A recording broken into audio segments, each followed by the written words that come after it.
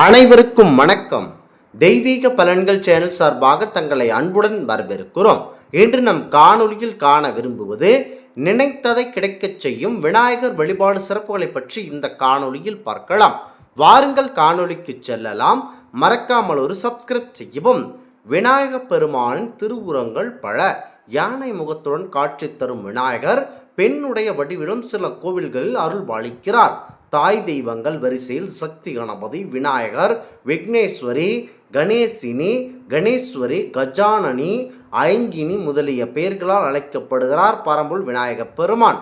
யானை முகம், கால் முதல் இடை வரை புலியின் உருவம், இடை முதல் கழுத்து வரை பெண் வடித்திலும் அருள்பாலிக்கிறார் பரம்பொருள் பிள்ளையார் அவர்கள்.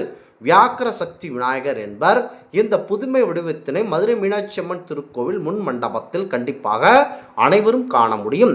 கையில் வீணையுடன் காட்சி தரும் பிள்ளையாரின் திருவுருவை கோவை மாவட்டம் பவானி பகுதியில் அமைந்துள்ள ஆதிகேசவ பெருமாள் கோவிலில் உள்ள ஸ்ரீ சௌந்தரநாயகி தாயார் சன்னதியில் மேன்மண்டபத்தில் கண்டிப்பாக காணலாம்.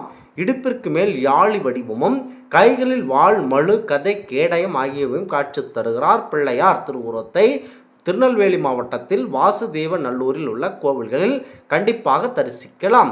சிவகங்கை மாவட்டம் காரைக்குடி பிள்ளையார்பட்டி திருத்தலத்தில் அமைந்த நிலையில் அருள்பாலிக்கிறார் கற்பக பிள்ளையார். இரு கரங்கள் கொண்டு எழுந்தருளியுள்ளார் பெருமான். வலது கரத்தில் சிறிய சிவலிங்கத்தினை ஏந்தியுள்ளார். இடது கரத்தினை தொடையில் வைத்துள்ளார். இவரை சுற்றி 9 சர விளக்குகள் தொங்குகின்றன. அவை நவகிரகங்களை குறிக்கின்றது. பிள்ளையார்பட்டி கோவில் அருகில் அமைந்துள்ள திருவிசார் நகரில் ஸ்ரீ சித்திரகுப்தன் ஆலய வளாகத்தில் அருள் புரியும் ஸ்ரீ குபேர விநாயகர் இந்த திருக்கரங்களுடன் அருள் பாலிக்கிறார்கள். மேலும் பக்தர்களும் ஆசிர்வதிக்கும் தோற்றத்தில் இரு கரங்களையும் சற்று தூக்கி அபயம் அளிக்கும் கோலத்தில் காட்சி தருகிறார். விநாயகரை வணங்கினால் போதும் கேட்டதை அனைத்தும் நிறைவாக கொடுப்பார் என்ற பழமொழி இன்றளவும் இருக்கிறது. இரு கரங்களுடன் காட்சி தரும் விநாயகர் போல 4 திருக்கரங்களுடன் அருள் புரியும் விநாயகர்கள் தங்கள் கரங்களில் வேறு வகையான பொருட்களை வைத்திருப்பதை கண்டிப்பாக தரிசிக்கலாம். அந்த வகையில் சங்கரன் கோவிலில் சர்ப்ப விநாயகர் தன்னிருக்கையில் சர்ப்பங்களை ஏந்தி அருள் பாலிக்கிறார். திருச்சி ஜெயங்கொண்டான் கோவிலில் சுமார் 10 கிலோமீட்டர் தொலைவில் உள்ள ஸ்ரீ பைரவனீஸ்வரர் ஆலயத்தில் வெள்ளேந்திய நிலையில் பரம்பொருள் விநாயகப் பெருமான் அவர்கள் அருள் பாலிக்கிறார்கள். இவர் அர்ஜுனனுக்கு பாசுபராத்திரம் ஈவுவதற்கு கற்றுக் கொடுத்ததாக சொல்லுகிறார்கள்.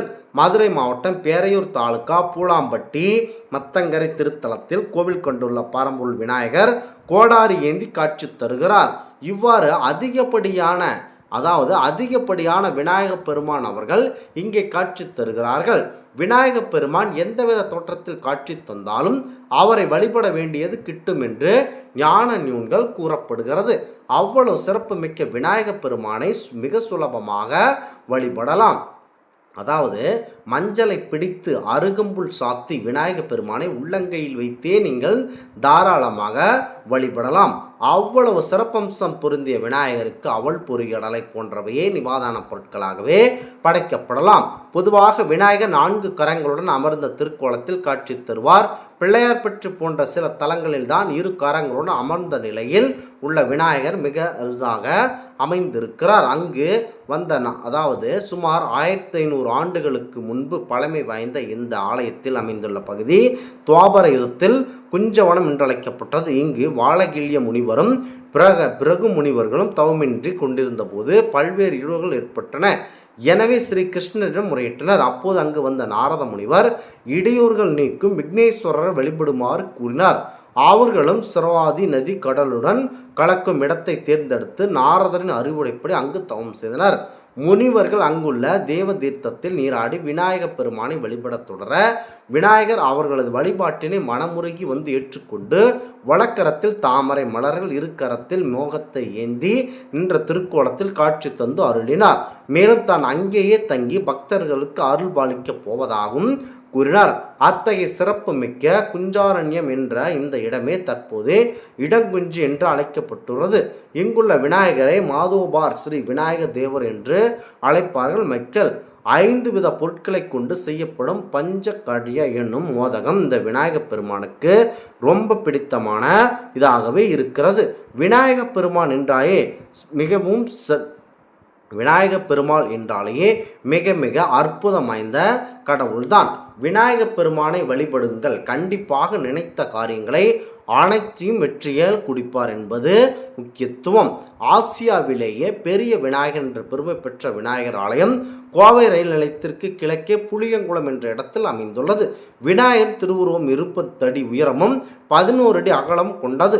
இந்த விநாயகர் ஒரே கல்லில் வடிவமைத்து வலது துதிக்கையில் கலசத்தையும் வலது பின்னங்கையில் அங்குஜத்தையும் இடது முன் பலாப்பழத்தையும் இடது பின்கையில் பாசக்கயிற்றையும் ஏந்தி வண்ணம் பரிசளிக்கிறார். விநாயகப் பெருமானின் திருச்செவி ஓம் எனும் பிரணவ வடிவில் அமைந்துள்ளது மற்றும் ஒரு ஆரோக்கியமான சிந்தனையுடன் நல்லதொரு பக்தியும் அன்பையும் கொடுக்கிறார்கள். முக்கியத்துவமாக பிள்ளையார் என்ற தொடர்புக்கு உடைய நாயகன் நம்முடைய பாரம்பூர் விநாயகப் பெருமான் தான். இவர் மிக மிக இனிய தத்துவத்தை விளக்குகிறார். மிக பெரிய பூஜைகள் வேண்டாம், உடலை வருத்தி செய்யும் எந்த தவமும் தேவையில்லை.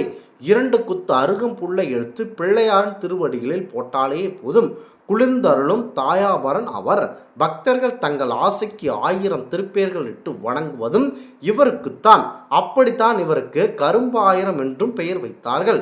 எதை தொடங்கினாலும் பாரம்பூர் விநாயகப் பெருமானை வணங்கி தொடர்ந்தால் காரியம் நிறைவேறுவது சகஜமானது.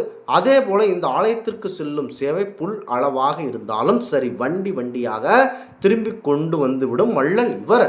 திருக்குடந்தை நகரத்தின் மூத்த பிள்ளையான கரும்பாயிரம் பிள்ளையார் உலகோர் அனைவருக்கும் நல்வாழ்வு அளித்திட ஆர்வத்துடன் காத்திருக்கிறார்கள் பக்தர்கள். பக்தர்களின் வாழ்வை அடிக்கரும்பு இனிப்பாக மாற்றிவிட திருவுளம் கொண்டுள்ளார். இந்த ஆலயம் கும்பகோணம் கும்பேஸ்வரர் கோவிலுக்கு மிக அருகில் உள்ளது. மற்றும் மீண்டும் ஒரு நல்லதொரு காணொளியில் உங்களை சந்திக்கிறோம். நன்றி, வணக்கம்.